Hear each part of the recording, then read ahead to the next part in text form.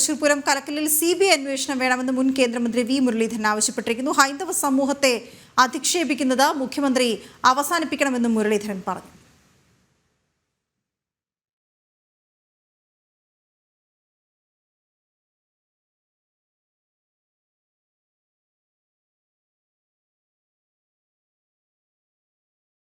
Thrissur Pooram അലങ്കോലപ്പെടുത്തിയതിൽ CBI അന്വേഷണം വേണമെന്ന് തിരുവമ്പാടി ദേവസ്വം. ADGPയുടെ റിപ്പോർട്ടിലുള്ളത് അജിത് കുമാറിന്റെ മാത്രം നിരീക്ഷണങ്ങളാണ്. 2023 ഉണ്ടായ പിഴവുകൾ തന്നെ 2024 പോലീസിന്റെ ഭാഗത്തു നിന്ന് ആവർത്തിച്ചു. അതിനെയാണ് തിരുവമ്പാടി ദേവസ്വം എതിർത്തത്.